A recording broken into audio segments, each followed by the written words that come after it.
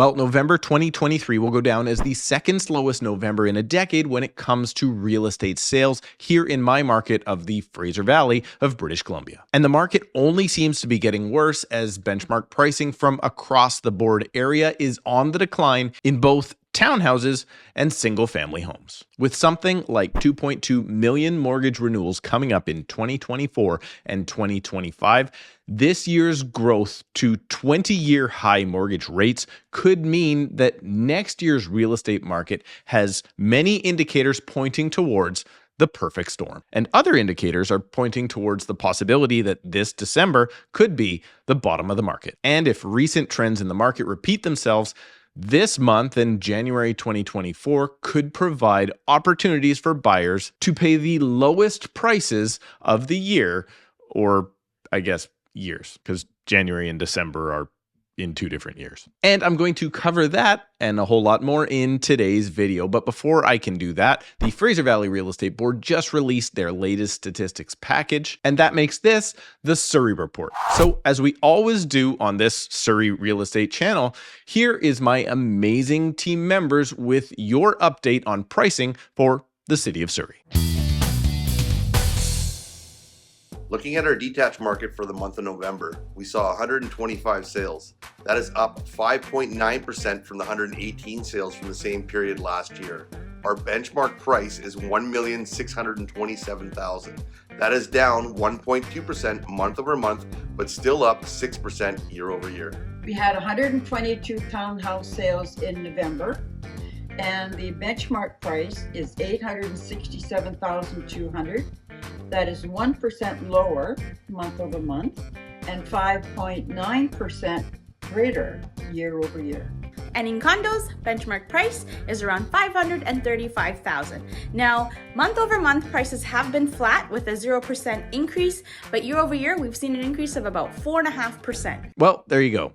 The fact that the year over year numbers in every asset class is up 4.5 to 6% is absolutely mind-boggling. That's because at this time last year, we were in the middle, or I guess what turned out to be the end of the largest real estate crash of my career. I mean, take the city of Mission, for example, that peaked at $1.35 million for the average detached home in 2022. And by January of 2023, that same home was worth $899,000.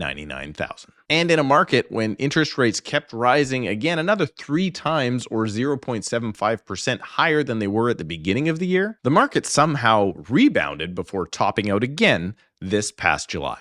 That's because 5-year money went from as little as 4.79% in June to 6.39% just this past September. And now we have seen 5 straight months of declining sales, and in many areas, prices right along with them. And with the Bank of Canada saying that we should expect higher rates for longer, well, there is a looming danger that if those people that bought at the peak of the 2022 market with 2% 5-year fixed rates have to renew their mortgages at 6.5%, well, that could cause prices to continue to fall for the next 2 or maybe 3 years. But there's a little glimmer of hope out there. And that hope is you clicking the like button for the YouTube algorithm if you haven't already. No, for real. That hope is that we appear to already be in a recession, if not by definition of 2 consecutive quarters of negative GDP, because that hasn't happened quite yet. But according to Benjamin Tal of CIBC, Canada is already in a recession per capita, meaning that the only reason our economy is still growing is that, well, we have more people here now than ever before. That, of course, means then the economy is a whole lot bigger, but not bigger per person. And that was before the information just came out that, oh yeah, the whole economy shrank too. But that bad news is indeed good news, because as the economy stalls, job losses will rise and, well, that's more bad news. But that is exactly what we need to happen.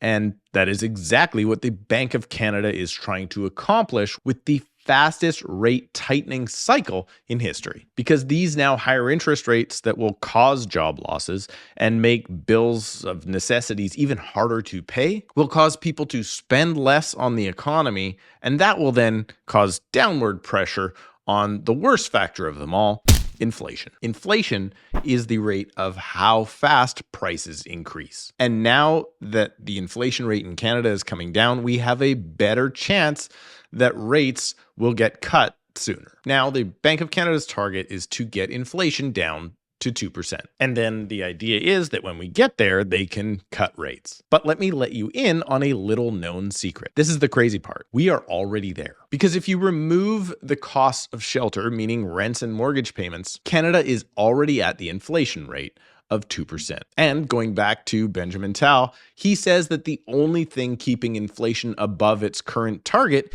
is the Bank of Canada's rates. Meaning that the only reason that the Bank of Canada can't cut rates is because they have rates high. And if they just cut rates right now, housing costs could drop, and that would, in theory, save the real estate market from crashing when those 2.2 million renewals come up over the next couple of years. But luckily, the BOC is not the only thing that can determine mortgage interest rates. Because fixed money, or mainly the 5-year fixed rate mortgage that is so popular here, is determined by something called the bond yield, and particularly the 5-year Government of Canada benchmark bond yields. The easy way to explain bond yields is, well, it's kind of a guess on where the market thinks rates will be in the future. And right now, with all this negative data coming in about the looming mortgage renewal crisis, shrinking GDP, and job losses, well, that has the market pricing in rate cuts for the future. And that means that 5-year fixed rate mortgages are starting to come down. In September, you were hard pressed to get a 5-year fixed rate mortgage at under 6.39%. But today, it's not that hard to get a rate held for you at something like 5.79%. And as of the recording date of this video, one lender in Canada is already offering a 5-year fixed mortgage as long as it is a CMHC insured mortgage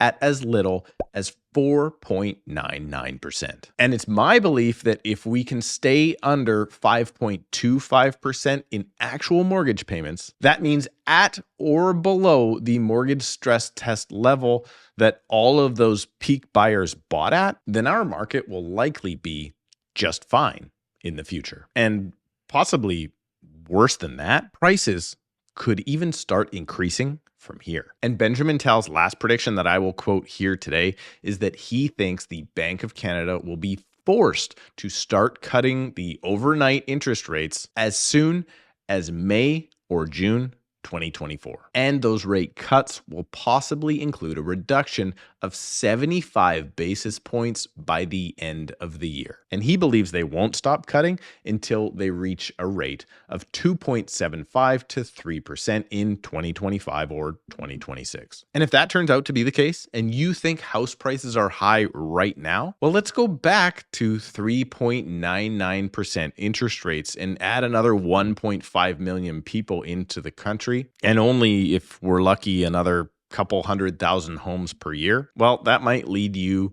to consider getting into the market now before it's too late. Please let me know what you think of Benjamin Tal's predictions down below in the comments. Remember to subscribe, click the like button, and we'll see you in a couple of days.